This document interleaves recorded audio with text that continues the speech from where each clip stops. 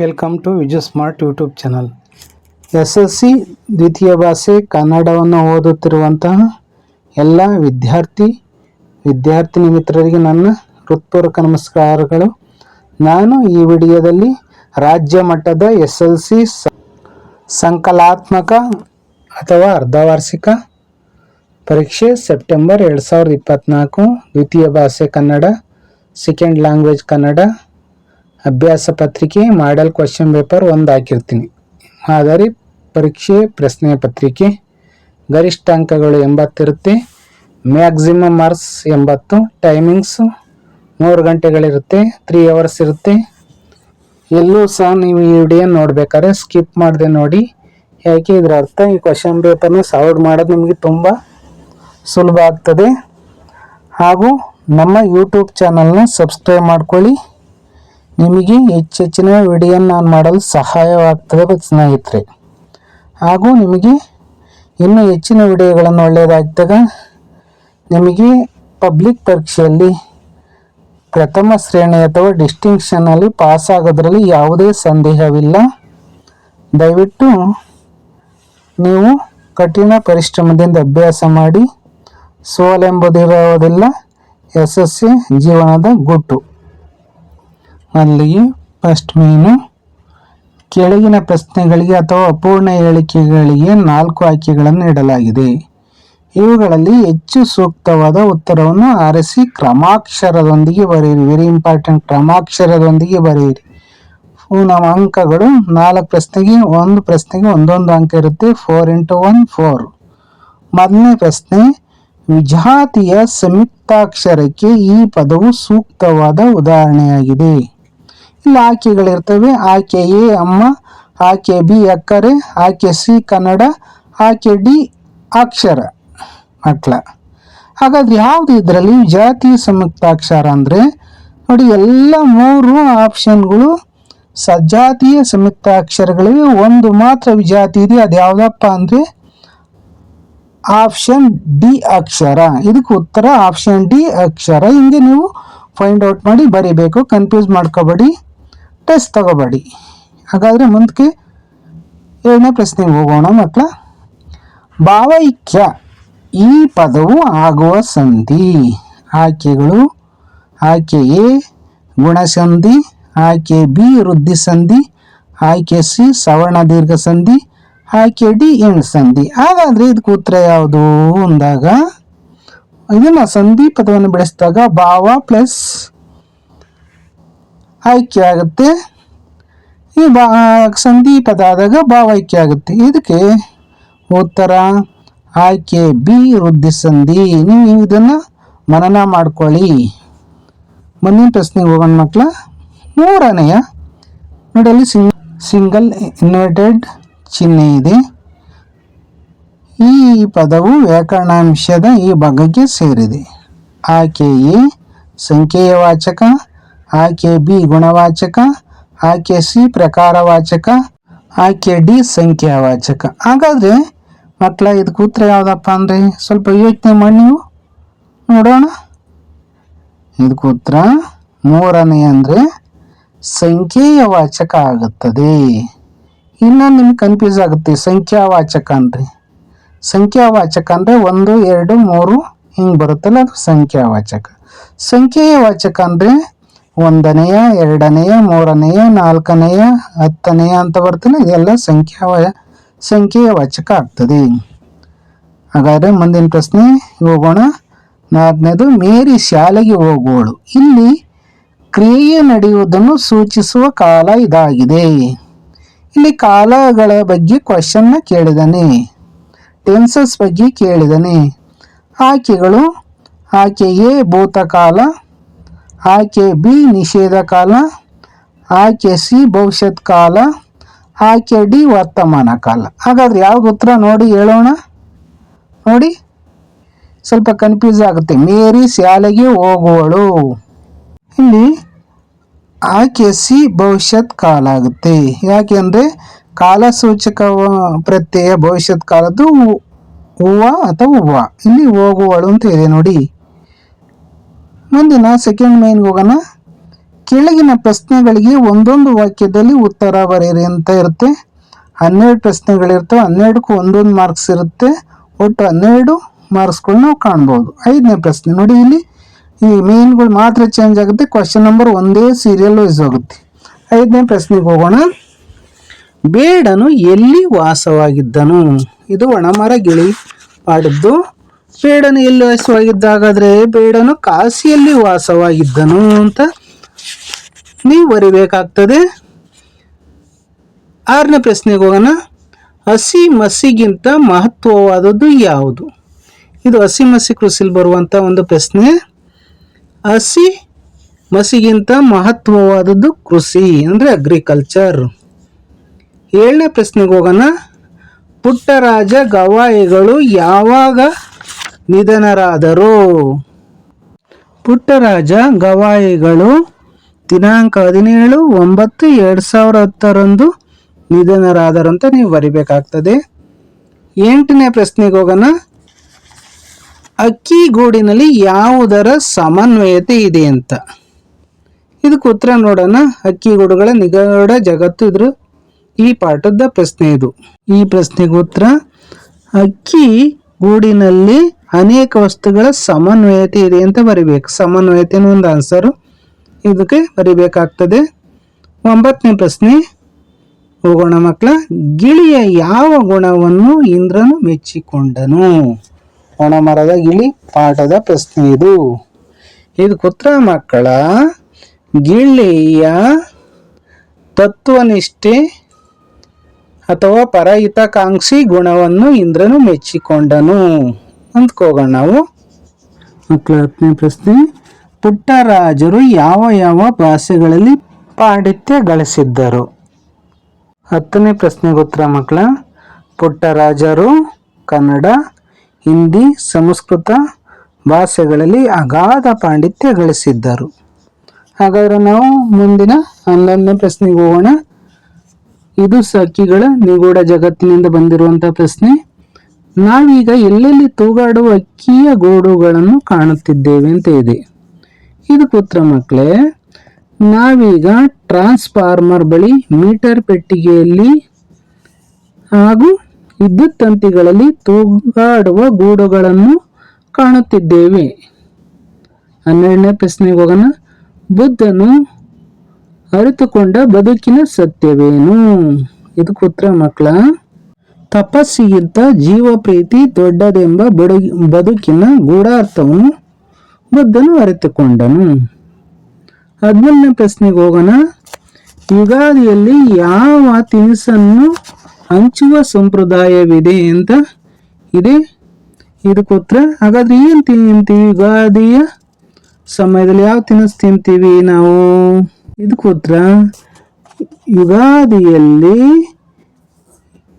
ಬೇವು ಬೆಲ್ಲವನ್ನು ಹಂಚುವ ಸಂಪ್ರದಾಯವಿದೆ ಅಂತ ಆಗ್ತದೆ. 14ನೇ ಪ್ರಶ್ನೆ ಹೋಗೋಣ. ನಮ್ಮ ಕರ್ತವ್ಯಗಳನ್ನು ಹೇಗೆ ಮುಗಿಸಬೇಕೆಂದು ಕವಿ ಹೇಳಿದ್ದಾರೆ? ಇದು ಸದ್ದು ಮಾಡದಿರು ಪದ್ಯದಿಂದ ಬಂದಿರುವಂತಹದ್ದು. ಹಾಗಾದ್ರೆ ಏನು ಉತ್ತರ ಅನ್ನೋದು ನಾವು ಗಮನಿಸೋಣ. ನಮ್ಮ ಕರ್ತವ್ಯಗಳನ್ನು ಹೇಗೆ ಮುಗಿಸ್ಬೇಕಾಗಾದ್ರೆ ಉತ್ತರ ತಟ್ಟೆಯಲ್ಲಿ ಕರ್ಪೂರ ಮೌನದಲ್ಲಿ ಕರಗುವಂತೆ, ದೀಪದೆದುರಿಗೆ ತಿಮಿರ ಸರಿಯುವಂತೆ ಶಾಂತಿಯಿಂದ ಬದುಕಿ ಕರ್ತವ್ಯವನ್ನು ಮುಗಿಸಬೇಕು. ಉತ್ತರ 15ನೇದು ಜೀವನದ ಗಾಳಿ ಬಂದೆಡೆ ತಿರುಗುವುದು ಏನು? ಈ ಪ್ರಶ್ನೆ ಗುರಿ ಪದ್ಯದಿಂದ ಬಂದಿದೆ. ಉತ್ತರ ನೋಡೋಣ. ಉತ್ತರ ಜೀವನದಲ್ಲಿ ಗಾಳಿ ಬಂದೆಡೆ ತಿರುಗುವುದು ಏಡಿತನ. 16ನೇ ಪ್ರಶ್ನೆಗೆ ಮಕ್ಕಳ ಅಡಿಗರ ಪ್ರಕಾರ ಪೌರುಷದ ಬಾಳ್ವೆ ಯಾವುದು? ಹಾಗಾದ್ರೆ ಯಾವುದು ಮಕ್ಕಳ? ಉತ್ತರ ಹಿಡಿದ ಒಳ್ಳೆಯ ದಾರಿಗಳು ಕೊನೆಯವರೆಗೂ ನಡೆಯುವುದೇ ಅಡಿಗರ ಪ್ರಕಾರ ಪೌರುಷದ ಬಾಳ್ವೆಯಾಗಿದೆ. ಬಾಳ್ವೆಯನ್ನು ಪೌರುಷದ ಒನಲೊಳಗೆ ಅಂತಿದ್ರ ಪದ್ಯದಲ್ಲೂ ಸಹ ಇದೆ, ನೋಡ್ಕೊಳ್ಳಿ.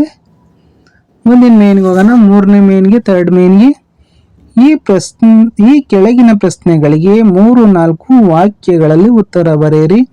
8 ಪ್ರಶ್ನೆಗಳಿರ್ತವೆ, 2 ಮಾರ್ಕ್ಸ್ ಇರುತ್ತೆ, 16 ಅಂಕಗಳು. 17ನೇ ಪ್ರಶ್ನೆ, ಮರವು ಒಣಗಿ ನಿಲ್ಲಲು ಕಾರಣವೇನು?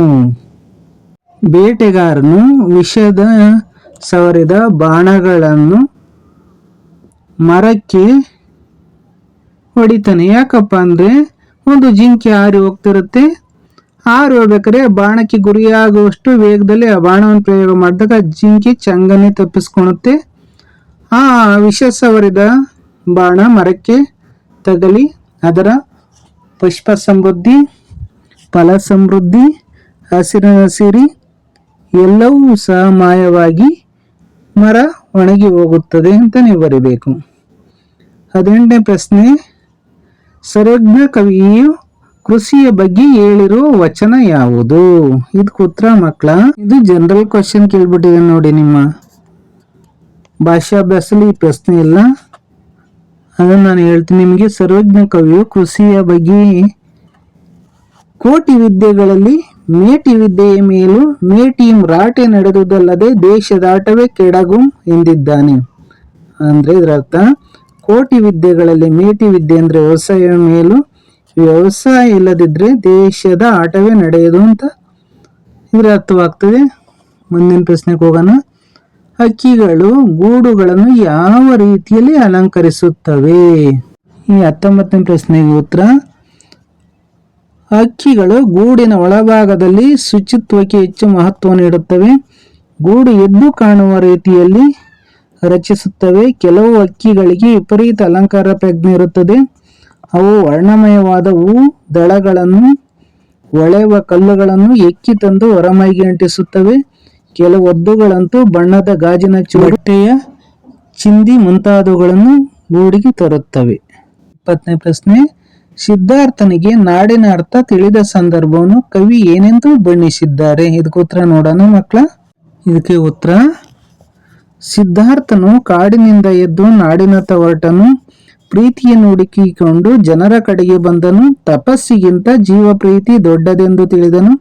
ಬದುಕಿನ ಗೂಢಾರ್ಥ ಹೊರತು ಬುದ್ಧನಾಗಿ ನಡೆದನು ಎಂದು ಸಿದ್ಧಾರ್ಥನಿಗೆ ನಾಡಿನ ಅರ್ಥ ತಿಳಿದ ಸಂದರ್ಭವನ್ನು ಕವಿ ಬಣ್ಣಿಸಿದ್ದಾರೆ. ಮುಂದಿನ ಪ್ರಶ್ನೆಗೆ ಹೋಗೋಣ ಮಕ್ಕಳ. 21ನೇದಕ್ಕೆ, ಚೈತ್ರದಲ್ಲಿ ಪ್ರಾಣಿ ಪಕ್ಷಿಗಳ ಚಟುವಟಿಕೆಗಳು ಕವಿಗೆ ಹೇಗೆ ಗೋಚರಿಸಿದವು? ಇದು ಸವಿ ಚೈತ್ರದ್ದು. ಉತ್ತರ ಮಕ್ಕಳ ನೋಡೋಣ. ಯುಗದ ಹಾದಿಯು ಸೊಗದ ಸುಗ್ಗಿಯನ್ನು ತಂದಿದೆ. ಇದರಿಂದ ಫಲಪುಷ್ಪ ಸಮೃದ್ಧಿಯಾಗಿ ಅದರ ಸೌಂದರ್ಯದಿಂದ ಜಗ ಕಾಗ ಪ್ರಾಣಿ ಪಕ್ಷಿಗಳು ಮೈಕೊಡವಿ ಲಘು ಬಗೆಯಿಂದ ಕೆಲಸ ಅಂದ್ರೆ ದಗದ ಅರ್ಥ, ಕೆಲಸದ ಈ ಪದಕ್ಕರ್ಥ ದಗದಕ್ಕೆ ಹೊರಟಂತಿದೆ ಎಂದು ಕವಿ ಬಣ್ಣಿಸಿದ್ದಾರೆ. ಮುಂದಿನ ಪ್ರಶ್ನೆಗೆ ನಾವು ಹೋಗೋಣ. 27ನೇದಕ್ಕೆ, ಮಾನವನ ಬದುಕು ಕರ್ಪೂರದಂತೆ ಇರಬೇಕು ಏಕೆ? ಈ ಪ್ರಶ್ನೆಗೆ ಉತ್ತರ ನೋಡೋಣ. ಅದಕ್ಕೆ ನಮ್ಮ ಯೂಟ್ಯೂಬ್ ಚಾನಲ್ನ ಸಬ್ಸ್ಕ್ರೈಬ್ ಮಾಡ್ಕೊಳ್ಳಿ, ಎಲ್ಲಿ ವಿಡಿಯೋನ ಸ್ಕಿಪ್ ಮಾಡದೆ ನೋಡಿ. ಇದಕ್ಕೆ ಉತ್ತರ ಮಕ್ಕಳ, ಕರ್ಪೂರವು ಯಾವ ರೀತಿ ಸದ್ದು ಗದ್ದಲವನ್ನು ಮಾಡುವುದಿಲ್ಲ. ತನ್ನಷ್ಟಕ್ಕೆ ಉರಿದು ಬೆಳಕು ಬೀರಿ ಕರಗಿ ಕಾಣದಾಗುತ್ತದೆ. ಮಾನವನು ಶಾಂತಿ ಸಮಾಧಾನಗಳಿಂದ ಪರೋಪಕಾರ ಮಾಡುತ್ತಾ ಬೇರೆಯವರಿಗೆ ಒಳ್ಳೆಯ ದಾರಿ ತೋರುತ್ತಾ ಸದ್ದು ಗದ್ದಲ ಮಾಡದೆ ಬದುಕನ್ನು ಮುಗಿಸಬೇಕು. 23ನೇ ಪ್ರಶ್ನೆ, ವೈದ್ಯರು ಭೀಮಾನಾಯಕನ ಮಗುವಿನ ಪ್ರಾಣವನ್ನು ಹೇಗೆ ಉಳಿಸಿದರು ಅಂತ ಇದೆ. ಇದಕ್ಕೆ ಉತ್ತರ ನೋಡೋಣ ಮಕ್ಕಳ. ವೈದ್ಯರು ಭೀಮಾನಾಯಕನ ಮಗುವಿನ ನಾಡಿಯನ್ನು ಹಿಡಿದು ನೋಡಿದರು. ಜ್ವರದ ರೀತಿಯನ್ನು ಪರೀಕ್ಷಿಸಿದರು.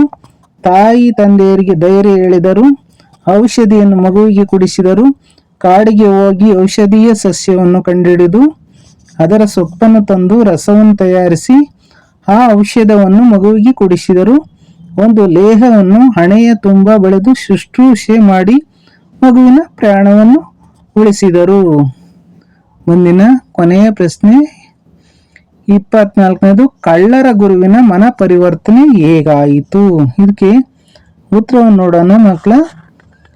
ಕಳ್ಳರ ಗುರು ಭೀಮನಾಯಕ ಹಾಗೂ ತಂಡದವರು ವೈದ್ಯರ ಮನೆಯಲ್ಲಿ ಎಲ್ಲಾ ವಸ್ತುಗಳನ್ನು ಕದ್ದು ಲೂಟು ಮಾಡಿದ್ದರು. ಅವರ ಮಗನಿಗೆ ಜ್ವರ ಬಂದು ಬಳಲುತ್ತಿದ್ದಾಗ ಬೇರೆ ಯಾವ ವೈದ್ಯರು ಚಿಕಿತ್ಸೆ ನೀಡಲು ಒಪ್ಪಲಿಲ್ಲ. ಆದರೆ ತಾವು ಕಳವು ಮಾಡಿದ್ದ ವೈದ್ಯರೇ ಒಪ್ಪಿ ಮನೆಗೆ ಬಂದು ಚಿಕಿತ್ಸೆ ಮಾಡಿದರು. ಕತ್ತಲ ರಾತ್ರಿಯಲ್ಲೇ ಕಾಡಿಗೆ ಹೋಗಿ ಔಷಧ ಗಿಡವನ್ನು ಪತ್ತೆ ಹಚ್ಚಿ ಅದರ ಸೊಪ್ಪನ್ನು ತಂದು ರಸ ತಯಾರಿಸಿ ಭೀಮಾನಾಯಕನ ಮಗನಿಗೆ ಕುಡಿಸಿದರು. ಹಣೆಗೆ ಲೇಹ ಹಚ್ಚಿದರು. ತಂದೆ ತಾಯಿಗಳಿಗೆ ಧೈರ್ಯ ತುಂಬಿದರು. ಇಡೀ ರಾತ್ರಿ ಅಲ್ಲೇ ಇದ್ದು ಮಗುವಿನ ಪ್ರಾಣ ಉಳಿಸಿದ್ದರು. ಕಾಯುವುದು ದೇವರ ಕೆಲಸ, ಕೊಲ್ಲುವುದು ರಾಕ್ಷಸರ ಕೆಲಸ ಎಂದರು. ತಮ್ಮ ಮನೆಯಲ್ಲಾದ ಕಳ್ಳತನದ ಬಗ್ಗೆ ಏನೂ ಹೇಳುವುದಿಲ್ಲ, ಕದ್ದ ಮಾಲನ್ನು ಕೊಡುವಂತೆ ಕೇಳುವುದಿಲ್ಲ. ವೈದ್ಯರ ಈ ನಿಸ್ವಾರ್ಥ ಸೇವೆಯಿಂದ ಕಳ್ಳರ ಗುರು ಭೀಮನಾಯಕನ ಮನ ಪರಿವರ್ತನೆ ಆಯಿತು. ಇದು ತುಂಬ ಸ್ವಲ್ಪ ದೀರ್ಘವಾಗಿ ಉತ್ತರ ನೀವು ಬರೀಬೇಕಾಗ್ತದೆ. ನಮ್ಮ ಇನ್ನಿಗೆ ಹೋಗೋಣ. ಕೆಳಗಿನ ಕವಿ ಸಾಹಿತ್ಯ, ಜನ್ಮಸ್ಥಳ, ಕಾಲ, ಕೃತಿ ಮತ್ತು ಪ್ರಶಸ್ತಿಗಳನ್ನು ಕುರಿತು ವಾಕ್ಯ ರೂಪದಲ್ಲಿ ಬರೆಯಿರಿ. ಒಂದು ಪ್ರಶ್ನೆಗೆ 3 ಮಾರ್ಕ್ಸ್ ಇರುತ್ತೆ ನೋಡಿ. ಇದನ್ನು ನೀವು ಫಾರ್ಮೇಟ್ ಮಾಡಿ ಬರಿಬೇಡಿ, ಸೆಂಟೆನ್ಸ್ ಟೈಪಲ್ಲಿ ಬರೀರಿ. 25ನೇ ಪ್ರಶ್ನೆ. ಆರಾಮಿತ್ರ. ಆರಾಮಿತ್ರ ಅವರು 1935ರಲ್ಲಿ ಮಂಡ್ಯ ಜಿಲ್ಲೆ ಅಕ್ಕಿಹೆಬ್ಬಾಳು ಎಂಬಲ್ಲಿ ಜನಿಸಿದರು. ಇವರ ಪೂರ್ಣ ಹೆಸರು ಅಕ್ಕಿ ಹೆಬ್ಬಾಳು ರಾಮಣ್ಣ ಮಿತ್ರ. ಖ್ಯಾತ ವಾಗ್ಮಿಗಳಾದ ಇವರು ಕನ್ನಡದಲ್ಲಿ ಸ್ನಾತಕೋತ್ತರ ಶಿಕ್ಷಣವನ್ನು ಪಡೆದು ಉಪನ್ಯಾಸಕರಾಗಿ, ಬಳಿಕ ರೀಡರ್, ಪ್ರೊಫೆಸರ್, ಪ್ರಿನ್ಸಿಪಾಲರ್ ಆಗಿ ವಿವಿಧ ಕಡೆಗಳಲ್ಲಿ ಸೇವೆ ಸಲ್ಲಿಸಿದರು. ಸಾಹಿತ್ಯ ಕ್ಷೇತ್ರದಲ್ಲಿ ಇವರ ಸಾಧನೆ ಅಸಾಮಾನ್ಯ. ಇವರ ಕೃತಿಗಳೆಂದರೆ ಆರತಕ್ಷತೆ ಮತ್ತು ಇತರ ಪ್ರಬಂಧಗಳು, ನಾನೇಕೆ ಕೊರೆಯುತ್ತೇನೆ ಮತ್ತು ಇತರ ಪ್ರಬಂಧಗಳು, ಚಂದಮಿತ್ರ, ಕನ್ನಡ ಮೇಘದೂತ, ಮಹಾಭಾರತ ಪಾತ್ರ ಸಂಗತಿಗಳು, ವಚನಕಾರರು ಮತ್ತು ಶಬ್ದಕಲ್ಪ, ಒಳನೋಟಗಳು, ಕವಿಗಳ ಬೆನ್ನೇರಿ, ಕೈಲಾಸಂ ಬದುಕು ಬರಹ ಇತ್ಯಾದಿ ಕೃತಿಗಳನ್ನು ರಚಿಸಿದ್ದಾರೆ. ಇವರಿಗೆ ಅಂದರೆ ಪ್ರಶಸ್ತಿಗಳು ಅಂತ ನೀವು ಬರೀಬಹುದು. ನವರತ್ನರಾಮ್ ಪ್ರಶಸ್ತಿ, ವರ್ಧಮಾನ ಪ್ರಶಸ್ತಿ, ಕಾವ್ಯಾನಂದ ಪುರಸ್ಕಾರ, ಗೊರೂರು ಸಾಹಿತ್ಯ ಪ್ರಶಸ್ತಿ ಹಾಗೂ ಧರ್ಮಶ್ರೀ ನಗೆರಾಜ ಪ್ರಶಸ್ತಿ ಸಂದಿವೆ. ಪ್ರಕೃತ ಅಂದರೆ ಈ ಪಾಠವನ್ನು ಇವರ ಮಹಾಭಾರತ ವ್ಯಾಸ ಪಾತ್ರ ಸಂಗತಿಗಳು ಪುಸ್ತಕದಿಂದ ಆರಿಸಲಾಗಿದೆ ಅಂತ ಬರೀಬಹುದು, ಅಥವಾ ಆಯ್ಕೆನ ಯಾರೋ ಬರೀಬಹುದು, ಬರೆಯದೇ ಇರಬಹುದು. ಮುಂದಿನ ಪ್ರಶ್ನೆಗೆ ಹೋಗೋಣ. ಹಾಗೂ ಮೇನ್ ಇದೆ ಇಲ್ಲಿ 5th ಮೇನ್. ಕೆಳಗಿನ ಪದ್ಯದ ಸಾರಾಂಶವನ್ನು ವಾಕ್ಯ ರೂಪದಲ್ಲಿ ಬರೆಯಿರಿ. ಇದಕ್ಕೆ ಅಂಕಗಳು 1 × 3 3 ಇದೆ, 1 × 3 ಇದೆ. ನೋಡೋಣ. ಮೊದಲು ಇದು ನೀವು ಓದ್ಕೊಳ್ಳಿ ಸಾರಾಂಶನ, ಪದ್ಯದ ಸಮ್ಮರಿಯನ್ನು, ಸ್ವಯಂ ಸಮ್ಮರಿಯನ್ನು. ನಾನು ಓದ್ತೀನಿ. Question number 26. ಕೆಸರೊಳಿದ್ದರು ಮೇಲೆ ಬಾಂದಳವ ನೋಡಿ, ಮಿಸುಪ ರವಿಕಿರಣಗಳ ಸಿರಿಗೆ ಮೆರೆದಾಡಿ, ಮಸಗವ ಅಂಬುಜದಂತೆ ದೇಯದಾಳ್ವೆಸೆಗೆ ಬಸಮಾಗು ಬಂದ ಮನುಜತೆ ಸಾರ್ಥಕತೆಗೆ. ಇದ್ರ ಸಾರಾಂಶವನ್ನು ಬರೀಬೇಕಾಗ್ತದೆ. ಮೊದಲು ನೀವೇನು ಮಾಡಬೇಕಪ್ಪ ಅಂದರೆ ಇಲ್ಲಿ ಈ ಮೇಲಿನ ಸಾಲುಗಳನ್ನು CP ಕೃಷ್ಣಕುಮಾರ್ ಅವರು ಬರೆದಿರುವ ಕುರಿ ಪದ್ಯದಿಂದ ಆರಿಸಿಕೊಳ್ಳಲಾಗಿದೆ. ಇದರ ಸಾರಾಂಶವನ್ನು ತಿಳ್ಕೊಳ್ಳೋಣ. ವಾಕ್ಯ ರೂಪದಲ್ಲಿ ನೀವು ಬರೀರಿ. ಕಮಲವು ಕೆಸರಿನಲ್ಲಿದ್ದರೂ ಮೇಲಿರುವ ಆಕಾಶದಲ್ಲಿ ಬೆಳಗುವ ಸೂರ್ಯನ ಕಿರಣಗಳನ್ನು ನೋಡಿ ತಾನು ಸುಂದರವಾಗಿ ಅರಳುತ್ತದೆ. ಅದೇ ರೀತಿ ನಮ್ಮ ಜೀವನದಲ್ಲಿ ಸಾರ್ಥಕತೆ ಸಿಗುತ್ತದೆ. ಇದು ವಾಕ್ಯ ರೂಪದ ಸಾರಾಂಶವಾಗಿದೆ. ಇಷ್ಟನ್ನು ಬರೆದ್ರೆ ಖಂಡಿತ ನಿಮಗೆ 3 ಮಾರ್ಕ್ಸ್ ಬರೋದ್ರಲ್ಲಿ ಸಂದೇಹವಿಲ್ಲ ಮಕ್ಕಳ. ಮುಂದಿನ ಮೇನಿಗೆ ನಾವು ಹೋಗೋಣ. 6ನೇ ಮೇನು. ಕೆಳಗಿನ ವಾಕ್ಯದಲ್ಲಿರುವ ಅಲಂಕಾರವನ್ನು ಹೆಸರಿಸಿ ಸಮನ್ವಯಗೊಳಿಸಿ ಬರೆಯಿರಿ. ಇದಕ್ಕೆ ಒಂದು ಪ್ರಶ್ನೆ ಇರ್ತದೆ, 3 ಮಾರ್ಕ್ಸ್ ಇರುತ್ತೆ. 1 × 3 3. 27ನೇ ಪ್ರಶ್ನೆ. ಕಾಡ ತುಂಬ ಪ್ರೀತಿ ಹೊಳೆಯು ಕೋಡಿಯಂತೆ ಹರಿಯಿತು. ಇಲ್ಲಿರುವ ಅಲಂಕಾರ ಯಾವುದು ಮತ್ತು ಸಮನ್ವಯಗೊಳಿಸ್ಬೇಕು, ಅಂದರೆ ಕೋಆರ್ಡಿನೇಷನ್ ಮಾಡಬೇಕು. ನಾವು ಉತ್ತರ ನೋಡಿದಾಗ ಇದು ಉಪಮಾ ಅಲಂಕಾರವಾಗುತ್ತದೆ. ಇಂಗ್ಲೀಷಲ್ಲಿ ಇದನ್ನು ಸಿಮಿಲಿ ಅಂತ ಕರೀತಾರೆ. ಉಪಮಾ ಅಲಂಕಾರ ಅಂದರೆ ಒಂದು ಮತ್ತೊಂದರಂತೆ ಇದೆ ಎಂದು ಹೋಲಿಸಿ ವರ್ಣಿಸುವುದನ್ನು ಉಪಮಾ ಅಲಂಕಾರ ಎನ್ನುತ್ತೇವೆ. ನಾವು ಸಮನ್ವಯಗೊಳಿಸ್ಬೇಕಾದ್ರೆ ಇಲ್ಲಿ ಉಪಮಾನ, ಉಪಮೇಯ, ಉಪಮಾವಾಚಕ ಪದ, ಸಮಾನ ಧರ್ಮ ಅಂತ ಬರೀಬೇಕಾಗ್ತದೆ. ಉಪಮಾನ ಈ ವಾಕ್ಯದಲ್ಲಿ ಯಾವುದಪ್ಪ ಅಂದರೆ ಕಾಡ ತುಂಬ ಪ್ರೀತಿ ಹೊಳೆಯು ಕೋಡಿಯಂತೆ ಹರಿಯಿತು. ಉಪಮಾನ ಹೊಳೆಯ ಕೋಡಿ, ಉಪಮೇಯ ಕಾಡ ತುಂಬ ಪ್ರೀತಿ, ಉಪಮಾವಾಚಕ ಪದ ಅಂತ್ಯಂತ ಸಮಾನ ಧರ್ಮ ಅರಿಯಿತು. ಇದು ಸಮನ್ವಯಗೊಳಿಸಿದಾಗ ಇಲ್ಲಿ ಉಪಮೇಯವಾದ ಕಾಡ ತುಂಬ ಪ್ರೀತಿಯನ್ನು ಉಪಮಾನವಾದ ಒಳೆಯ ಕೋಡಿಗೆ ಹೋಲಿಸಿರುವುದರಿಂದ ಇದು ಉಪಮಾಲಂಕಾರ ಆಗ್ತದೆ. ಇದನ್ನು ನೀವು ಸರಿಯಾಗಿ ಬರೆದ್ರೆ 3 ಅಂಕಗಳು ಬರೋದರಲ್ಲಿ ಸಂದೇಹವಿಲ್ಲ. ಕನ್ಫ್ಯೂಸ್ ಮಾಡ್ಕೋಬೇಡಿ, ಬರೀರಿ, ಒಳ್ಳೆಯದಾಗುತ್ತೆ. 7ನೇ ಮೇನಿಗೆ ಹೋಗೋಣ ಮಕ್ಕಳ. ಕೆಳಗಿನ ಗಾದೆ ಮಾತುಗಳಲ್ಲಿ ಯಾವುದಾದರೂ ಒಂದನ್ನು ಆರಿಸಿಕೊಂಡು ವಿಸ್ತರಿಸಿ ಬರೀರಿ ಅಂತ. ಇದು ಒಂದು ಪ್ರಶ್ನೆಗೆ ನೀವು ಮಾತ್ರ ಬರೀಬೇಕು. 1 × 3 3, 1 × 3 = 3. 28ನೇ ಪ್ರಶ್ನೆ, ಮಾತೆ ಮುತ್ತು ಮಾತೆ ಮೃತ್ತು. ಎಲ್ಲೂ ವಿಡಿಯೋನ ಸ್ಕಿಪ್ ಮಾಡಿದೆ ನೋಡಿ, ಹಾಗೂ ನಮ್ಮ ಯೂಟ್ಯೂಬ್ ಚಾನಲ್ನ ಸಬ್ಸ್ಕ್ರೈಬ್ ಮಾಡ್ಕೊಳ್ಳೋದನ್ನ ಮರಿಬೇಡಿ ಪ್ರಿಯ ವಿದ್ಯಾರ್ಥಿನಿ ಮಿತ್ರರೇ. ಮಾತೆ ಮತ್ತು ಗಾದೆ ಪ್ರವರ್ಬ, ಇದರ ಅರ್ಥ ಅಂತ ತಿಳ್ಕೊಳ್ಳೋಣ. ಉತ್ತರ: ಇದೊಂದು ಜನಪ್ರಿಯ ಗಾದೆ. ವೇದ ಸುಳ್ಳಾದರೂ ಗಾದೆ ಸುಳ್ಳಾಗದು ಎಂಬ ಮಾತಿದೆ. ಗಾದೆಗಳು ಹಿರಿಯರ ಅನುಭವದ ಮಾತಾಗಿವೆ. ಮಾತಿನಿಂ ಸರ್ವ ಸಂಪದವು, ಮಾತಿನಿಮ್ಮಗೆ ಕೊಲೆಯು ಎಂಬ ಮಾತಿದೆ. ಪ್ರಿಯವಾದ ಮಾತನಾಡಿದರೆ ಎಲ್ಲರೂ ಸಂತೋಷಗೊಳ್ಳುತ್ತಾರೆ. ಅಂಥ ಪ್ರಿಯವಾದ ಮಾತುಗಳನ್ನಾಡಲು ದರಿದ್ರವೇ ಎಂದು ಸುಭಾಷಿತಕಾರನೊಬ್ಬನು ಹೇಳುತ್ತಾನೆ. ವಚನಕಾರರಾದ ಬಸವಣ್ಣನವರು ನುಡಿದರೆ ಮುತ್ತಿನ ಹಾರದಂತಿರಬೇಕು, ಮಾಣಿಕ್ಯದ ದೀಪ್ತಿಯಂತೆ, ಸ್ಫಟಿಕದ ಸಲಾಕೆಯಂತೆ ಇರಬೇಕೆಂದು ಮಾತಿನ ಮಹತ್ವವನ್ನು ಹೇಳಿದ್ದಾರೆ. ಬೇರೆಯವರಿಗೆ ನೋವುಂಟು ಮಾಡುವ ಮಾತನ್ನು ನಾವು ಮಾತನಾಡಬಾರದು. ಇವೇ ಅನಾಹುತಕ್ಕೂ ಕಾರಣವಾಗುತ್ತದೆ. ನೋಡಿ, ಅದರಿಂದ ತುಂಬ ಮಾತಾಡ್ಬೇಕಾದ್ರೆ ಎಚ್ಚರಿಕೆಯನ್ನು ವಹಿಸಬೇಕು. ಮಾತನಾಡ್ಬೇಕಾದ್ರೆ ಇತರರಿಗೆ ಧಕ್ಕೆ ಆಗಬಾರದು ಎಂಬುದು ಬಹುಮುಖ್ಯ.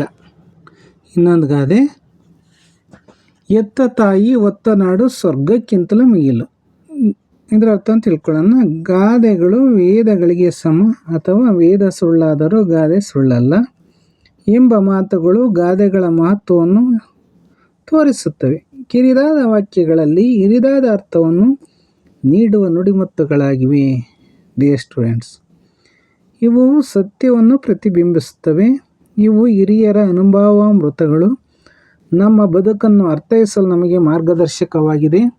ಇಲ್ಲಿ ನೀಡಿರುವ ಗಾದೆಯು ಕನ್ನಡದ ಪ್ರಸಿದ್ಧ ಗಾದೆಗಳಲ್ಲಿ ಒಂದೆನಿಸಿದೆ.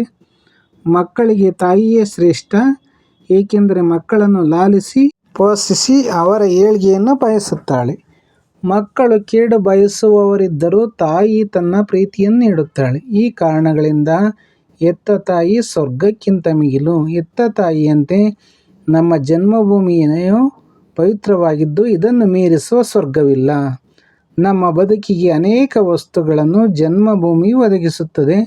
ಆದುದರಿಂದ ಹೆತ್ತ ತಾಯಿ ಒತ್ತ ನಾಡು ಸ್ವರ್ಗಕ್ಕಿಂತ ಮಿಗಿಲು ಎಂಬ ಗಾದೆ ಮಾತು ಸೂಕ್ತವಾಗಿದೆ. ಎಷ್ಟು ಶ್ರೇಷ್ಠ ಅಲ್ವಾ ಈ ಗಾದೆ. ಆದ್ದರಿಂದ ಹೆತ್ತ ತಾಯಿ ಒತ್ತ ನಾಡು ಸ್ವರ್ಗಕ್ಕಿಂತ ಮಿಗಿಲು. ಡಿಯರ್ ಸ್ಟೂಡೆಂಟ್ಸ್, ದಯವಿಟ್ಟು ನಮ್ಮ ಯೂಟ್ಯೂಬ್ ಚಾನಲ್ನ ಸಬ್ಸ್ಕ್ರೈಬ್ ಮಾಡ್ಕೊಳ್ಳೋದನ್ನ ಮರಿಬೇಡಿ. 8ನೇ ಮೇನಿಗೆ ಹೋಗೋಣ ಮಕ್ಕಳ. ಕೆಳಗಿನವುಗಳಿಗೆ ಸಂದರ್ಭ ಸಹಿತ ಸ್ವಾರಸ್ಯವನ್ನು ಬರೆಯಿರಿ. 5 ಪ್ರಶ್ನೆ ಇರುತ್ತೆ, 3 ಅಂಕ ಇರುತ್ತೆ, 15 ಮಾರ್ಕ್ಸ್ ಇರುತ್ತೆ. 29ನೇ ಪ್ರಶ್ನೆ, ಅವರು ಯಾರಿಗೂ ಮೋಸ ವಂಚನೆ ಮಾಡುವವರಲ್ಲ.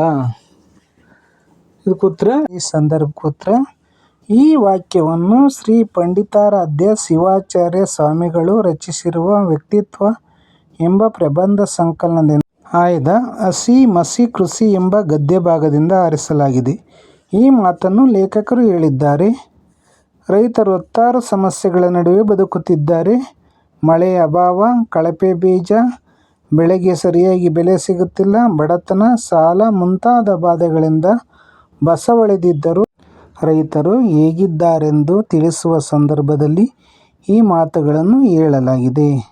ರೈತರು ಸಮಸ್ಯೆಗಳನ್ನು ಎದುರಿಸುತ್ತಿದ್ದರೂ ಜೀವನದಲ್ಲಿ ಅಡ್ಡದಾರಿ ಹಿಡಿಯುವವರಲ್ಲ ಎಂಬ ಸ್ವಾರಸ್ಯ ಇಲ್ಲಿ ಅಡಗಿದೆ.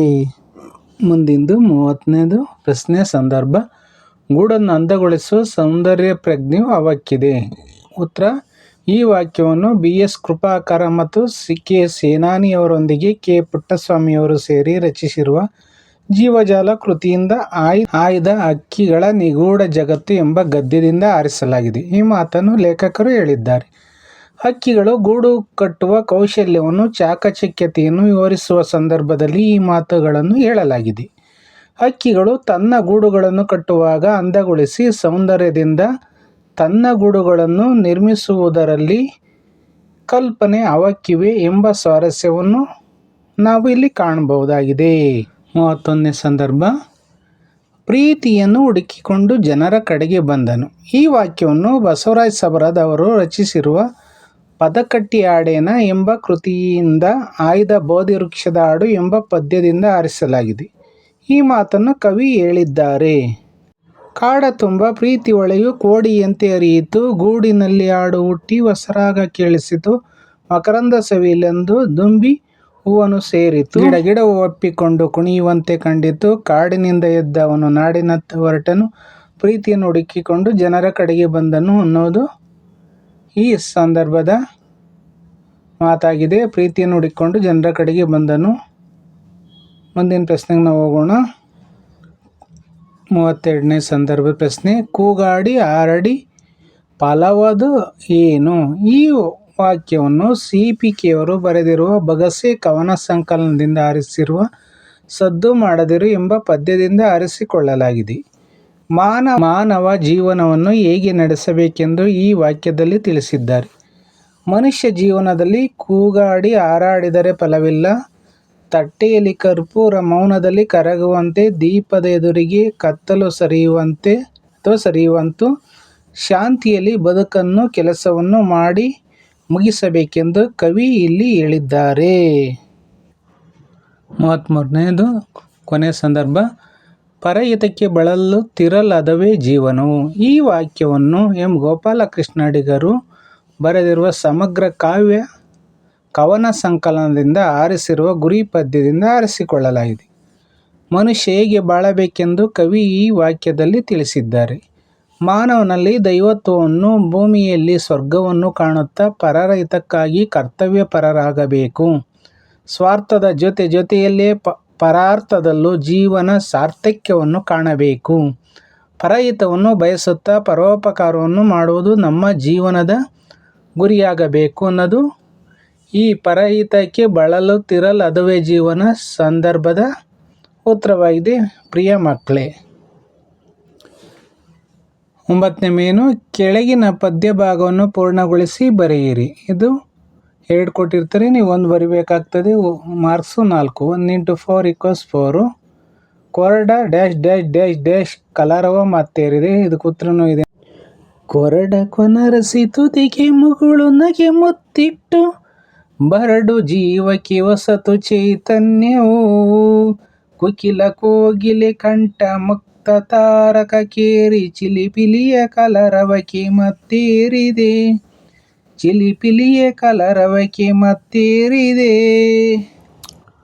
ಮುಂದಿನ ಪದ್ಯ, ಯುಗದ ಹಿಂದಿನ ಡ್ಯಾಶ್ ತುಂಬ ಸವಿಚೈತ್ರವು. ಯುಗದ ಹಿಂದಿನ ಕೊಳೆಯ ತಿಕ್ಕಿ ಮೈ ತೊಳೆದಂತೆ, ನಗುವ ನಲಿವಿನ ಮುಖವೇ ಎಲ್ಲೆಲ್ಲಿಯೂ, ಬೆಲ್ಲ ಬೇವಿಗೆ ಸೇರಿ ಕೈ ಕಳೆದು ಸಿಹಿ ಹೆಚ್ಚಿ, ಎಲ್ಲರೆದೆಗಳ ತುಂಬ ಸವಿಚೈತ್ರವು. ಮುಂದಿನ ಮೇನಿಗೆ ಹೋಗೋಣ ಮಕ್ಕಳು. ದಯವಿಟ್ಟು ಎಲ್ಲೂ ವಿಡಿಯೋ ಸ್ಕಿಪ್ ಮಾಡದೆ ನೋಡಿ. ನಿಮಗೆ ಪಬ್ಲಿಕ್ ಎಕ್ಸಾಮಲ್ಲಿ ತುಂಬ ಅನುಕೂಲವಾಗ್ತದೆ, ನಿಮಗೆ ಒಳ್ಳೆಯದಾಗ್ತದೆ. 10ನೇ ಮೇನಿನ ಪ್ರಶ್ನೆ ಗುಟ್ಟೇನಪ್ಪ ಅಂದರೆ, 8-10 ವಾಕ್ಯಗಳಲ್ಲಿ ಉತ್ತರ ಬರೀರಿ ಅಂತ ಇರ್ತದೆ. 1 × 4 ಮಾರ್ಕ್ಸ್ ಇರುತ್ತೆ. ಇದು ಯಾವುದೇ ಒಂದು ಗದ್ಯ ಅಥವಾ ಪದ್ಯ ಲೆಸನ್ ಆರ್ ಪಯಮ್ಸಲ್ಲಿ ಒಂದೇ ಪಾಠದಲ್ಲಿ ಕೇಳಿರ್ತಾನೆ. ನೋಡಿ, ಇಲ್ಲಿ ಪಾಠದಲ್ಲಿರುವಂಥ ಗಾನಯೋಗಿ ಪಂಡಿತ ಪುಟ್ಟರಾಜ ಗವಾಯಿ ಈ ಪಾಠದಲ್ಲಿ ಸಹ 8-10 ವಾಕ್ಯಗಳು 2 ಸಹ ಕೇಳಿದ್ದಾರೆ ನೋಡಿ. ಅದರಿಂದ ನೀವು ಕನ್ಫ್ಯೂಸ್ ಮಾಡಿಕೊಂಡೆ ಸರಿಯಾಗಿ ಎಕ್ಸಾಮಲ್ಲಿ ಬರೀರಿ. ಇದಕ್ಕೆ ಉತ್ತರನ ಹೇಳ್ತೀನಿ. ಪುಟ್ಟಯ್ಯ ಸಮಾಜಕ್ಕೆ ಮುಡುಪಾದ ಪ್ರಸಂಗವನ್ನು ವಿವರಿಸಿ. ತಾಯಿ ಸಿದ್ದಮ್ಮನವರು ಬೆಳೆದು ದೊಡ್ಡವನಾಗಿದ್ದ ಪುಟ್ಟರಾಜನನ್ನು ಕಾಣಲು ಬಂದರು. ಸಂಗೀತದ ಸಕಲ ವಿದ್ಯೆಗಳಲ್ಲಿ ಪಾರಂಗತನಾದ ಮುದ್ದು ಮಗನನ್ನು ನೋಡಿದ ತಾಯಿಗೆ ಅಂತಃಕರಣ ತುಂಬಿ ಬಂತು. ಪಂಚಾಕ್ಷರರು ಗವಾಯಿಗಳ ಪಾದಗಳಿಗೆ ಎರಗಿ ತಮ್ಮ ಮಗನಾದ ಪುಟ್ಟರಾಜನನ್ನು ತಮ್ಮ ಮನೆಗೆ ಕಳುಹಿಸಿಕೊಡುವಂತೆ ಬೇಡಿದರು. ಗುರುಗಳು ಅನುಮತಿ ನೀಡಿದರು. ಆದರೆ ಪುಟ್ಟರಾಜರು ತಾಯಿಯ ಬೇಡಿಕೆಯನ್ನು ನಯವಾಗಿ ತಿರಸ್ಕರಿಸಿ, ನನಗೆ ನನ್ನ ಸರ್ವಸ್ವವು ಗುರುಗಳೇ. ಸಮಾಜದ ಹಣದಿಂದ ನನಗೆ ವಿದ್ಯೆ ಕೊಟ್ಟಿದ್ದಾರೆ. ಸಮಾಜದ ಋಣವನ್ನು ತೀರಿಸದೆ ಅದು ಹೇಗೆ ನಿನ್ನ ಜೊತೆ ಬರಲಿ ಎಂದು ತಾಯಿಯನ್ನು ಪ್ರಶ್ನಿಸಿದರು. ತನ್ನನ್ನು ಸಮಾಜಕ್ಕೆ ಅರ್ಪಿಸು ತಾಯಿ ಎಂದು ಅಂಗಲಾಚಿದರು. ತಾಯಿಯು ಆಶೀರ್ವದಿಸಿ ಅವಕಾಶ ನೀಡಿದರು. ಮುಂದಿನ ಪ್ರಶ್ನೆ, ವಿಶೇಷಚೇತನರ ವಿಷಯದಲ್ಲಿ ನಮ್ಮ ಹೊಣೆಗಾರಿಕೆಗಳೇನು? ಇದು ಜನರಲ್ಲಾಗಿ ನಾವು ಬರೀಬೇಕಾಗ್ತದೆ. ಜನರಲ್ ಕ್ವಶನ್ ಕೇಳಿಬಿಟ್ರೆ ನೀವು ಈ ರೀತಿ ಬರೀಬೇಕಾಗ್ತದೆ ಮಕ್ಕಳ. ಅಸಾಧ್ಯವಾದುದನ್ನು ಸಾಧಿಸಬೇಕೆಂಬ ಛಲವಿದ್ದರೆ ಯಾವ ಅಂಗವೈಕಲ್ಯವೂ ಅಡ್ಡಿಪಡಿಸಲಾರದು. ಇದಕ್ಕೆ ಬಹುಮುಖ್ಯ ಉದಾಹರಣೆ ಅಂಗವಿಕಲರ ಒಲಿಂಪಿಕ್ಸ್ ಉತ್ತಮ ಉದಾಹರಣೆ. ಮಾಲತಿ ಹೊಳ್ಳರವರು ಅಂಗವಿಕಲರಾಗಿದ್ದರೂ ಕ್ರೀಡಾ ಕ್ಷೇತ್ರದಲ್ಲಿ ಅತ್ಯುತ್ತಮ ಸಾಧನೆಯನ್ನು ಮಾಡಿದರು. ಭರತನಾಟ್ಯದಲ್ಲಿ ಸುಧಾ ಚಂದ್ರನ್, ಹೀಗೆ ಹಲವಾರು ಉದಾಹರಣೆಗಳನ್ನು ಕೊಡಬಹುದು. ಇವರೆಲ್ಲರ ಸಾಧನೆ ಸಾಮಾನ್ಯ ಜನರಿಗೆ ಆದರ್ಶವಾಗಿದೆ. ವಿಕಲಾಂಗರ ವಿಷಯದಲ್ಲಿ ಅಂದರೆ ಹ್ಯಾಂಡಿಕ್ಯಾಪ್ಟ್ ಅಂತೀವಲ್ಲ ಅವರ ವಿಷಯದಲ್ಲಿ ಸಾಮಾನ್ಯರ ಹೊಣೆಗಾರಿಕೆ ಎಂದರೆ ಅವರಲ್ಲಿ ಮೊದಲಿಗೆ ಆತ್ಮಾಭಿಮಾನವನ್ನು ತುಂಬಬೇಕು. ಯಾವುದೇ ಕಾರಣಕ್ಕೂ ಅವರನ್ನು ಬೇರೆ ದೃಷ್ಟಿಯಿಂದ ಕಾಣಬಾರದು. ಸಕಾರಾತ್ಮಕ ಚಿಂತನೆಗೆ ಅವಕಾಶ ಮಾಡಿಕೊಡಬೇಕು. ಅವರಲ್ಲಿ ಕೀಳರಿಮೆ ಬೆಳೆಯದಂತೆ ನೋಡಿಕೊಳ್ಳಬೇಕು. ಪೂರ್ಣಾಂಗರಂತೆ ಬದುಕಲು ಪ್ರೇರಣೆಯನ್ನು ನೀಡಬೇಕು. 11ನೇ ಮೇನಲ್ಲಿ ಪ್ಯಾಸೇಜ್ ಇರ್ತದೆ. ವಾಕ್ಯವೃಂದ ಕೆಳಗಿನ ಗದ್ಯ ಭಾಗವನ್ನು ಮನಸ್ಸಿನಲ್ಲಿ ಓದಿಕೊಂಡು ಕೊಟ್ಟಿರುವ ಪ್ರಶ್ನೆಗಳಿಗೆ ಸರಿಯಾದ ಉತ್ತರ ಬರೆಯಿರಿ ಅಂತ ಇರ್ತದೆ. 36ನೇ ಪ್ರಶ್ನೆ ಉತ್ತರಗಳು. ಪ್ರಶ್ನೆ 2 × 2 4 ಇರ್ತದೆ. ಇದನ್ನು ಓದ್ಕೊಳ್ಳಿ. ಪ್ರಶ್ನೆಗಳನ್ನು ಮಾತ್ರ ಓದ್ತೀನಿ, ಉತ್ತರ ನೀವೇ ಓದಿ ಪ್ರಾಕ್ಟೀಸ್ ಮಾಡಿ ಬರ್ಕೊಳ್ಳಿ. ನಮ್ಮ ಹಿರಿಯರು ಪಾಲಿಸುತ್ತಿದ್ದ ಸಂಪ್ರದಾಯಗಳು ಯಾವುವು? ಆ ಸಂಪ್ರದಾಯಗಳು ನಮ್ಮ ಬದುಕಿಗೆ ಹೇಗೆ ಪೂರಕವಾಗಿವೆ? ದಯವಿಟ್ಟು ವಿಡಿಯೋನ ಎಲ್ಲೂ ಸ್ಕಿಪ್ ಮಾಡದೆ ನೋಡಿ ಹಾಗೂ ನಮ್ಮ ಯೂಟ್ಯೂಬ್ ಚಾನಲ್ನ ಸಬ್ಸ್ಕ್ರೈಬ್ ಮಾಡ್ಕೊಳ್ಳಿ ಡಿಯರ್ ಸ್ಟೂಡೆಂಟ್ಸ್. ಮುಂದಿನ ಮೀನಿಂಗ್ ನಾವು ಹೋಗೋಣ. 12ನೇ ಮೇನು, ಕೆಳಗಿನ ಯಾವುದಾದರೂ ಒಂದು ವಿಷಯವನ್ನು ಕುರಿತು ಪ್ರಬಂಧ ಬರೆಯಿರಿ. ಇದಕ್ಕೆ ಅಂಕಗಳು 1 × 4 ಇರ್ತದೆ, 2 ಇರ್ತವೆ ಎಸ್ಸೆಗಳು. ನೀವು ಒಂದನ್ನು ಬರೀಬೇಕು. 37ನೇ ಪ್ರಶ್ನೆ, ಸಮೂಹ ಮಾಧ್ಯಮಗಳು ಅಥವಾ ರಾಷ್ಟ್ರೀಯ ಭಾವೈಕ್ಯತೆ. ಸಮೂಹ ಮಾಧ್ಯಮಗಳು. ಪೀಠಿಕೆ ಮೊದಲು ಇಂಟ್ರಡಕ್ಷನ್ ಬರೀಬೇಕಾಗ್ತದೆ ಡಿಯರ್ ಸ್ಟೂಡೆಂಟ್ಸ್. ಮಾನವನು ಅಪಾರವಾದ ಅರಿವನ್ನು ಪಡೆಯಬೇಕೆಂಬ ಹಂಬಲವುಳ್ಳವನಾಗಿದ್ದಾನೆ. ಪ್ರಾಚೀನ ಕಾಲದಲ್ಲಿ ಪರಿಪೂರ್ಣ ಜ್ಞಾನ ಪಡೆಯಲು ಪುಸ್ತಕವೇ ಪ್ರಧಾನವಾಗಿತ್ತು. ಆದರೆ ಈಗ ಮಾಧ್ಯಮದಿಂದಲೂ ಜ್ಞಾನವನ್ನು ಪಡೆಯಬಹುದು. ವಿವರಣೆ ನೆಕ್ಸ್ಟ್ ಸ್ಟೆಪ್ಪು. ಪತ್ರಿಕೆ, ರೇಡಿಯೋ, ದೂರದರ್ಶನ, ಚಲನಚಿತ್ರ, ನಾಟಕ ಇವು ಪ್ರಮುಖವಾದ ಸಮೂಹ ಮಾಧ್ಯಮಗಳಾಗಿವೆ. ಈಗ ಬೇಕಾದಷ್ಟು ಸಮೂಹ ಮಾಧ್ಯಮಗಳು ಜಾಸ್ತಿಯಾಗಿದ್ದಾವೆ. ಇವು ಸಾಮಾಜಿಕ ಜೀವನದಲ್ಲಿ ಮಹತ್ವದ ಸ್ಥಾನವನ್ನು ಹೊಂದಿವೆ. ಇವುಗಳಿಂದ ಸಾಮಾಜಿಕ, ರಾಜಕೀಯ, ಧಾರ್ಮಿಕ, ಶೈಕ್ಷಣಿಕ, ಕೃಷಿ, ಕಲೆ ಮೊದಲಾದ ಕ್ಷೇತ್ರಗಳ ಪರಿಚಯವನ್ನು ಪಡೆಯಬಹುದು.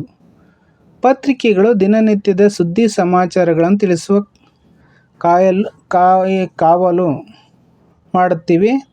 ದೂರದರ್ಶನಗಳು ಸುದ್ದಿಗಳನ್ನು ತಿಳಿಸುವುದರ ಜೊತೆಗೆ ಧಾರಾವಾಹಿ, ಚರ್ಚೆ, ನಾಟಕ, ಸಾಹಿತ್ಯ, ಸಂಗೀತ, ಕಲೆಗೆ ಸಂಬಂಧಿಸಿದರ ಕಾರ್ಯಕ್ರಮಗಳನ್ನು ಬಿತ್ತರಿಸುತ್ತವೆ. ರೇಡಿಯೋದಿಂದ ಕೇಳಲು ಮಾತ್ರ ಸಾಧ್ಯವಾದರೆ ದೂರದರ್ಶನದಿಂದ ನೋಡಲು ಸಹಾಯವಾಗಿದೆ. ಚಲನಚಿತ್ರ ಮತ್ತು ನಾಟಕಗಳು ಸಹ ಸಮಾಜಕ್ಕೆ, ಜೀವನಕ್ಕೆ ದರ್ಶನ, ಜ್ಞಾನ, ಅರಿವುಗಳನ್ನು ಕೊಡುವ ಕಾರ್ಯ ಮಾಡುತ್ತಿವೆ. ಇಂದು ಸಮೂಹ ಮಾಧ್ಯಮಗಳ ಪ್ರಭಾವ ಬದುಕಿನ ಮೇಲೆ ಅಪಾರವಾಗಿದೆ. ಮುಕ್ತಾಯ ಕನ್ಕ್ಲೂಷನ್. ಒಟ್ಟಾರೆ ಸಂಪರ್ಕ ಮಾಧ್ಯಮಗಳಿಲ್ಲದೆ ಜೀವನ ನಡೆಯುವುದು ಅಸಾಧ್ಯವಾಗಿದೆ. ಬಟ್ಟೆ, ವಸತಿ, ಆಹಾರದಷ್ಟೇ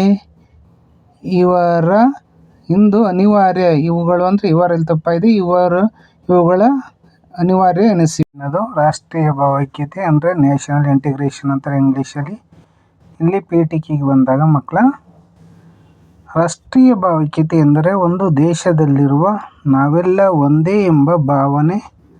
ಆ ರಾಷ್ಟ್ರದಲ್ಲಿ ಜಾತಿ, ಮತ, ಧರ್ಮ, ಭಾಷೆ ವಿಭಿನ್ನತೆಗಳನ್ನು ಒಟ್ಟು ನಾವೆಲ್ಲರೂ ಒಂದೇ ಎಂಬ ಭಾವನೆಯೇ ರಾಷ್ಟ್ರೀಯ ಭಾವೈಕ್ಯತೆ. ವಿಷಯ ನಿರೂಪಣೆಯನ್ನು ಬರೋಣ. ಭಾರತವು ವಿವಿಧ ಧರ್ಮ, ಭಾಷೆ, ಜನಾಂಗಗಳನ್ನು ಒಳಗೊಂಡ ರಾಷ್ಟ್ರವಾಗಿದ್ದರೂ ಇಲ್ಲಿ ವೈವಿಧ್ಯತೆಯನ್ನು ಕಾಣುತ್ತೇವೆ. ಎಲ್ಲರೂ ಭಾರತೀಯರು ಎಂಬ ಒಂದೇ ಭಾವನೆಯಿಂದ ಸಹಬಾಳ್ವೆ ನಡೆಸುತ್ತಿದ್ದಾರೆ. ರಾಷ್ಟ್ರೀಯ ಭಾವೈಕ್ಯತೆಯಿಂದ ನಾವೆಲ್ಲರೂ ಒಂದೇ ತಾಯಿ ಮಕ್ಕಳೆಂಬ ಭಾವನೆಯು ತುಂಬಿ ಸಹೋದರರು ಎಂಬ ಭಾವನೆ ಮೂಡುತ್ತದೆ. ಇದರಿಂದ ಎಲ್ಲರಲ್ಲಿಯೂ ದೇಶಾಭಿಮಾನ, ದೇಶಭಕ್ತಿ ಬೆಳೆಯುತ್ತದೆ. ಒಬ್ಬರನ್ನು ಒಬ್ಬರು ಗೌರವದಿಂದ ನಾವು ಕಾಣುತ್ತೇವೆ. ಇಲ್ಲಿ ವಿಚಾರ, ಆಚಾರ, ಉಡುಗೆ ತೊಡುಗೆ, ಹಬ್ಬಗಳಲ್ಲಿ ಭಿನ್ನತೆ ಇದ್ದರೂ ರಾಷ್ಟ್ರದ ಏಕತೆಗೆ ಅಡ್ಡಿಯಾಗಿಲ್ಲ. ದೇಶದ ಎಲ್ಲ ಭಾಗಗಳಲ್ಲೂ ಸಾಂಸ್ಕೃತಿಕ, ಧರ್ಮ, ನಂಬಿಕೆ, ರೀತಿ ನೀತಿಗಳಲ್ಲಿ, ಆಚರಣೆಗಳಲ್ಲಿ ವಿಶಾಲ ವೈವಿಧ್ಯತೆಯನ್ನು ಹೊಂದಿದೆ. ರಾಷ್ಟ್ರದ ಹಿತಕ್ಕಾಗಿ ಏಕತೆಯನ್ನು ತರಲು ಪ್ರಯತ್ನಿಸುವುದು ರಾಷ್ಟ್ರೀಯ ಭಾವೈಕ್ಯತೆ ಎನಿಸುತ್ತದೆ. ಉಪಸಂಹಾರ ಕನ್ಕ್ಲೂಷನ್. ರಾಷ್ಟ್ರೀಯ ಭಾವೈಕ್ಯತೆಯನ್ನು ಇದರ ಬಗ್ಗೆ ತಿಳುವಳಿಕೆ ನೀಡುವುದರಿಂದ ಅವರು ರಾಷ್ಟ್ರದ ಬಗ್ಗೆ ಒಳ್ಳೆಯ ಭಾವನೆ ಹೊಂದಿರುತ್ತಾರೆ ಹಾಗೂ ನೆರೆಹೊರೆಯ ರಾಷ್ಟ್ರಗಳೊಂದಿಗೆ ಪ್ರೀತಿ, ವಿಶ್ವಾಸ, ಸೌಹಾರ್ದತೆಯಿಂದ ನಡೆದುಕೊಳ್ಳುತ್ತಾ ನಮ್ಮ ದೇಶದ ಏಕತೆಯನ್ನು ಎತ್ತಿ ಹಿಡಿದಿದ್ದೇವೆ ಹಾಗೂ ರಾಷ್ಟ್ರ ಮಟ್ಟದಲ್ಲಿ ಕಾರ್ಯಕ್ರಮಗಳನ್ನು ಮಾಡುವುದರಿಂದ ರಾಷ್ಟ್ರೀಯ ಭಾವೈಕ್ಯತೆ ಬೆಳೆಸಬಹುದು. ಇಷ್ಟು ಪ್ರಬಂಧಗಳಿಗೆ ಆನ್ಸರ್ ಆಗ್ತದೆ. 13ನೇ ಮೇನು. ಕೆಳಗಿನ ಯಾವುದಾದರೂ ಒಂದಕ್ಕೆ ಕೊಟ್ಟಿರುವ ಮಾಹಿತಿಯನ್ನು ಆಧರಿಸಿ ಪತ್ರ ಬರೆಯಿರಿ. Last main 2 ಪತ್ರಲೇಖನಗಳಿರ್ತವೆ. ನೀವು 1 ಬರೀಬೇಕಾಗ್ತದೆ. 1 × 5 = 5. 38ನೇ ಪ್ರಶ್ನೆ. ನಿಮ್ಮನ್ನು ಚಾಮರಾಜನಗರ ಸರ್ಕಾರಿ ಪ್ರೌಢಶಾಲೆಯ ಪುರಂದರ ಎಂದು ಭಾವಿಸಿಕೊಂಡು ನಿಮ್ಮ ಬಡಾವಣೆಯಲ್ಲಿ ಗ್ರಂಥಾಲಯವನ್ನು ಪ್ರಾರಂಭಿಸುವಂತೆ ಕೋರಿ ಗ್ರಂಥಾಲಯ ಇಲಾಖೆ ಜಿಲ್ಲಾ ಉಪನಿರ್ದೇಶಕರಿಗೆ ಮನವಿ ಪತ್ರವನ್ನು ಬರೆಯಿರಿ. ಅಥವಾ ಇನ್ನೊಂದು ಇರುತ್ತೆ ಆಯ್ಕೆ. ನಿಮ್ಮನ್ನು ಮಡಿಕೇರಿಯ ಸರ್ಕಾರಿ ಪ್ರೌಢಶಾಲೆಯ ವಚನಶ್ರೀ ಎಂದು ಭಾವಿಸಿಕೊಂಡು ಶಾಲೆಯಲ್ಲಿ ಆಚರಿಸಿದ ವಿಶ್ವ ಪರಿಸರದ ದಿನಾಚರಣೆಯನ್ನು ಕುರಿತು ಸೋಮವಾರಪೇಟೆ ತಾಲೂಕಿನ ಸಿರಂಗಾಲ ಗ್ರಾಮದಲ್ಲಿರುವ ವರುದಿನಿ ಎಂಬ ಹೆಸರಿನ ಗೆಳತಿಗೆ ಪತ್ರವನ್ನು ಬರೆಯಿರಿ. ನಿಮ್ಮನ್ನು ಚಾಮರಾಜನಗರದ ಸರ್ಕಾರಿ ಪ್ರೌಢಶಾಲೆಯ ಪುರಂದರ ಎಂದು ಭಾವಿಸಿಕೊಂಡು ನಿಮ್ಮ ಬಡಾವಣೆಯಲ್ಲಿ ಗ್ರಂಥಾಲಯವನ್ನು ಪ್ರಾರಂಭಿಸುವಂತೆ ಕೋರಿ ಗ್ರಂಥಾಲಯ ಇಲಾಖೆಯ ಜಿಲ್ಲಾ ಉಪನಿರ್ದೇಶಕರಿಗೆ ಮನವಿ ಪತ್ರವನ್ನು ಬರೆಯಿರಿ. ಫಸ್ಟು ದಿನಾಂಕನ ಬರೆಯಿರಿ. 12/5/2024. ಇವರಿಂದ ಪುರಂದರ ಸರ್ಕಾರಿ ಪ್ರೌಢಶಾಲೆ, ವಿಜಯಲಕ್ಷ್ಮಿ ಬಡಾವಣೆ, ಚಾಮರಾಜನಗರ ಜಿಲ್ಲೆ. ಇವರಿಗೆ ಜಿಲ್ಲಾ ಉಪನಿರ್ದೇಶಕರು ಅಲ್ಲೇ ಕೊಟ್ಟಿದ್ದಾರೆ ನೋಡಿ. ನೀವು ಬರಿಬೇಕಾಗ್ತದೆ. ಪ್ರಶ್ನೆಲೇ ಇರ್ತದೆ ಯಾರು ಬರಿಬೇಕು ಅಂತ. ಇವರಿಗೆ ಜಿಲ್ಲಾ ಉಪನಿರ್ದೇಶಕರು, ಗ್ರಂಥಾಲಯ ಇಲಾಖೆ, ಚಾಮರಾಜನಗರ ಜಿಲ್ಲೆ, ಮಾನ್ಯರೇ. Next step. ಆಮೇಲೆ ವಿಷಯ, ನಮ್ಮ ವಿಜಯಲಕ್ಷ್ಮಿ ಬಡಾವಣೆಯಲ್ಲಿ ಗ್ರಂಥಾಲಯ ತೆರೆಯುವ ಬಗ್ಗೆ ಅಂತ ಬರಿಬೇಕಾಗ್ತದೆ. ಮುಂದಿನ ಹಂತಕ್ಕೆ ಹೋಗೋಣ. ಮಾನ್ಯರೇ, ವಿಷಯ, ಮೇಲಿನ ವಿಷಯಕ್ಕೆ ಸಂಬಂಧಿಸಿದಂತೆ ನಮ್ಮ ವಿಜಯಲಕ್ಷ್ಮಿ ಬಡಾವಣೆಯಲ್ಲಿ ಹೆಚ್ಚಿನ ಸಂಖ್ಯೆಯಲ್ಲಿ ವಿದ್ಯಾರ್ಥಿಗಳು, ನಿವೃತ್ತ ನೌಕರರು, ಗೃಹಿಣಿಯರು ವಾಸ ಮಾಡುತ್ತಿರುತ್ತಾರೆ. ಇವರು ತಮ್ಮ ಬಿಡುವಿನ ವೇಳೆಯನ್ನು ಸದುಪಯೋಗ ಮಾಡಿಕೊಳ್ಳಲು ಈ ಬಡಾವಣೆಯಲ್ಲಿ ಗ್ರಂಥಾಲಯವನ್ನು ತೆರೆದರೆ ವಿದ್ಯಾರ್ಥಿಗಳಿಗೆ ಬೇಕಾದ ಪರಾಮರ್ಶನ ಗ್ರಂಥಗಳು, ನಿವೃತ್ತರಿಗೆ ಉತ್ತಮ ಕಾವ್ಯ, ಕಥೆ, ವೈಜ್ಞಾನಿಕ ಪುಸ್ತಕಗಳು, ಗೃಹಿಣಿಯರಿಗೆ ಕಥೆ, ಕಾದಂಬರಿಗಳು, ಹಿರಿಯರಿಗೆ ಕಥೆ, ಕಾದಂಬರಿಗಳು ದೊರೆತು ತಮ್ಮ ಅಮೂಲ್ಯ ವೇಳೆಯನ್ನು ಉಪಯೋಗ ಮಾಡಿಕೊಳ್ಳುತ್ತಾರೆಂದು ತಮ್ಮಲ್ಲಿ ಸವಿನಯ ಕೋರಿಕೆ. ಕೊನೆ ಹಂತ, ವಂದನೆಗಳೊಂದಿಗೆ ಇಂತಿ ತಮ್ಮ ವಿಶ್ವಾಸಿ ಪುರಂದರ ಅಂತ ಬರಿಬೇಕಾಗ್ತದೆ. ಇಲ್ಲಿ ಇದು ಫಾರ್ಮಲ್ ಲೆಟ್ರು ಮುಗೀತು. ಇನ್ನೊಂದಿದೆ ಲಾಸ್ಟ್, ಇನ್ಫಾರ್ಮಲ್ ಲೆಟ್ರು, ಖಾಸಗಿ ಪತ್ರ. ನಿಮ್ಮನ್ನು ಮಡಿಕೇರಿಯ ಸರ್ಕಾರಿ ಪ್ರೌಢಶಾಲೆಯ ವಚನಶ್ರೀ ಎಂದು ಭಾವಿಸಿಕೊಂಡು ಶಾಲೆಯಲ್ಲಿ ಆಚರಿಸಿದ ವಿಶ್ವ ಪರಿಸರದ ದಿನಾಚರಣೆಯನ್ನು ಕುರಿತು ಸೋಮವಾರಪೇಟೆ ತಾಲೂಕಿನ ಸಿರಂಗಾಲ ಗ್ರಾಮದಲ್ಲಿರುವ ವರುದಿನಿ ಎಂಬ ಹೆಸರಿನ ಗೆಳತಿಗೆ ಪತ್ರವನ್ನು ಬರೆಯಿರಿ ಅಂತ ಇದೆ ಮಕ್ಕಳ. ಇದು ಖಾಸಗಿ ಪತ್ರ, ಇನ್ಫಾರ್ಮಲ್ ಲೆಟ್ರ್ ಅಂತಾರೆ ಇಂಗ್ಲೀಷಲ್ಲಿ. ಮೊದಲು ಇವರಿಂದ ದಿನಾಂಕ 12/9/2024 ಅಂತ ನಾನು ಹಾಕಿದ್ದೀನಿ. ನಿಮಗೆ ಯಾವ್ದು ಬೇಕಾದ ಹಾಕ್ಕೊಳ್ಳಿ. ಇವರಿಂದ ವಚನಶ್ರೀ ಸರ್ಕಾರಿ ಪ್ರೌಢಶಾಲೆ Madikeri. Body of the letter. ಪತ್ರದ ಒಡಲು. ಪ್ರೀತಿಯ ಗೆಳತಿಯಾದ ವರುದಿನಿಗೆ ನನ್ನ ನಮಸ್ಕಾರಗಳು. ನಾನು ಇಲ್ಲಿ ಆರೋಗ್ಯವಾಗಿದ್ದೇನೆ. ನಿನ್ನ ಯೋಗಕ್ಷೇಮದ ಪತ್ರ ಬರೆ.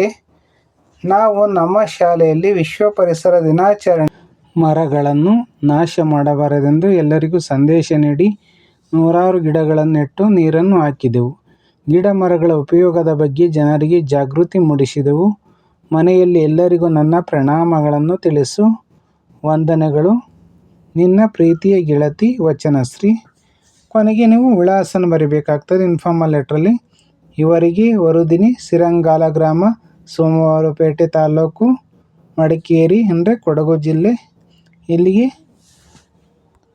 SSC ದ್ವಿತೀಯ ಭಾಷೆ ಕನ್ನಡ, ತಿಳಿಗನ್ನಡ, ಸಮ್ಮಿಟಿವ್ ಅಸೆಸ್ಮೆಂಟ್ ಅಥವಾ ಅರ್ಧವಾರ್ಷಿಕ ಪರೀಕ್ಷೆಯ ಪ್ರಶ್ನೋತ್ತರಗಳನ್ನು ಸಾಲ್ವ್ ಮಾಡಿದ್ದೀನಿ. ದಯವಿಟ್ಟು ಈ ವಿಡಿಯೋನ ಲೈಕ್ ಮಾಡಿ, ಕಮೆಂಟ್ ಮಾಡಿ, ಶೇರ್ ಮಾಡಿ ಹಾಗೂ ನಮ್ಮ YouTube channel Viju smart 19 subscribe ಮಾಡ್ಕೊಳ್ಳಿ. ಎಲ್ಲರಿಗೂ ಒಳ್ಳೆಯದಾಗಲಿ. ಈ ವಿಡಿಯೋ ನೋಡಿದ್ದಕ್ಕಾಗಿ ಎಲ್ಲರಿಗೂ ಧನ್ಯವಾದಗಳು. Thank you.